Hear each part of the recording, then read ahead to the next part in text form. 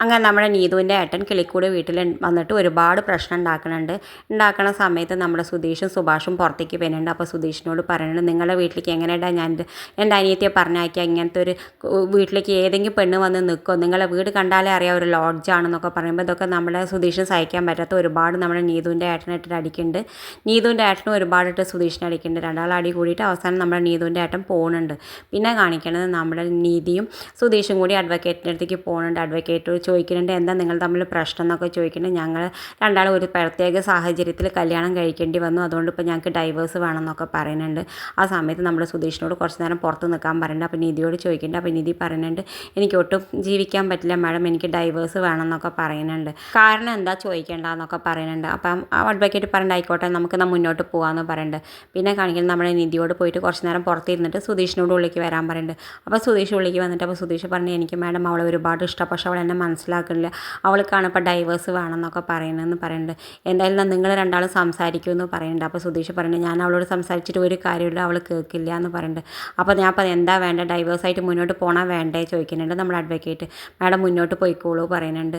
അപ്പോൾ എന്തായാലും നിധിനെ കൂടിയിട്ട് വരാൻ പറയുന്നുണ്ട്. നിധിയും വന്നിട്ട് രണ്ടാളും കൂടി പേപ്പറിൽ സൈനൊക്കെ ചെയ്തിട്ട് പുറത്തേക്ക് പോകുന്നുണ്ട്. പിന്നെ കാണിക്കുന്നത് നമ്മുടെ നിധിയും സുധീഷും പുറത്ത് വരുന്ന സമയത്ത് ചാനലുകാർ വന്ന് ഇൻ്റർവ്യൂ എടുക്കുന്നുണ്ട്. ആ ചാനലുകാർ പറയുന്നുണ്ട്, ഞങ്ങൾ വെറുതെ നിങ്ങളെ കണ്ടപ്പോൾ ഒരു ഇൻ്റർവ്യൂ എടുക്കാൻ വിചാരിച്ചിട്ടാണെന്ന് പറയേണ്ടത്. ആയിക്കോട്ടെ പറയേണ്ട. ആ സമയത്ത് നമ്മൾ സുധീഷിനോട് ചോദിക്കേണ്ടത്, ഇവരാരാ ചോദിക്കേണ്ടത്, നിങ്ങളെ ലവറാണോ ചോദിക്കേണ്ടത്, ഇല്ല എൻ്റെ വൈഫാണെന്ന് പറയുന്നുണ്ട്. അപ്പോൾ നിധി ഇങ്ങനെ തുറച്ചൊക്കെ നോക്കുന്നുണ്ട്. എന്നിട്ട് ചോദിക്കേണ്ടത് നമ്മുടെ സുധീഷിനോട്, ഞങ്ങൾ 2-3 ചോദ്യം പറയല, നിങ്ങൾ കറക്റ്റ് ആൻസർ പറഞ്ഞാൽ നിങ്ങൾക്ക് ഞങ്ങളുടെ വക ഒരു പ്രത്യേക സമ്മാനമൊക്കെ ഉണ്ട് പറയുന്നുണ്ട്. അപ്പോൾ സുധീഷിനോട് ചോദിക്കേണ്ടത്, എന്താണ് നിധിയുടെ ഇഷ്ടപ്പെട്ട കളർ പറയുന്നുണ്ട്.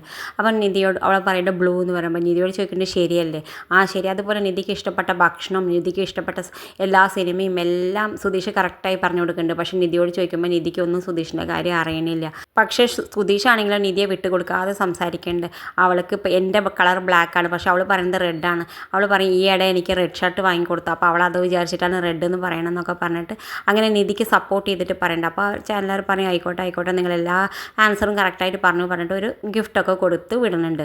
പിന്നെ കാണിക്കണം അവർ വീട്ടിലേക്ക് പോകുന്ന സമയത്ത് നമ്മുടെ സുഭാഷ് പറയുന്നുണ്ട്, ഇന്ന് നീതുവിൻ്റെ ഏട്ടൻ വന്ന് ഇവിടെ പ്രശ്നം ഉണ്ടാക്കിയത് ആരും ഒന്നും മിണ്ടണ്ട, നമ്മുടെ ഹരീഷ് വരുമ്പോൾ അവൻ ഒന്നും അറിയണ്ട, അവന് പോയി വെറുതെ പ്രശ്നം ഉണ്ടാക്കുമെന്ന് പറയുന്നുണ്ട്. എന്തായാലും ഹരീഷ് കയറി വരേണ്ട, ആരും ഒന്നും മിണ്ടാതെ ഇരിക്കുന്നത്. നമ്മുടെ സുഭാഷ് ഏട്ടനാണെങ്കിൽ ഒരുമാതിരി പരിങ്ങളൊക്കെ ഉണ്ട്. അപ്പോൾ ചോദിക്കേണ്ടത്, എന്താ ഏട്ടാ പ്രശ്നം, നിങ്ങളിന്ന് നിങ്ങൾക്ക് എന്തൊക്കെയോ എന്നോട് പറയണം പോലെ ഉണ്ട്. ഒന്നുമില്ല എന്ന് പറയുന്നുണ്ട്. അപ്പോഴേക്കും നമ്മുടെ ഭാസ്കരൻ കയറി വന്ന് അന്ന് സംഭവിച്ച കാര്യങ്ങൾ മുഴുവൻ പറയുന്നുണ്ട്. ഹരീഷിനാണെങ്കിൽ ഒരുപാട് ദേഷ്യം വരുന്നുണ്ട്. ഇത് കാണിച്ചുകൊണ്ടാണ് ഇന്നത്തെ പ്രൊമോ അവസാനിക്കുന്നത്. ഇതുപോലുള്ള പ്രൊമോ വിശേഷങ്ങൾ നിങ്ങളുടെ മുന്നിൽ എളുപ്പത്തിലെത്താൻ ഈ ചാനൽ ഒന്ന് സബ്സ്ക്രൈബ് ചെയ്യാൻ മറക്കരുത്.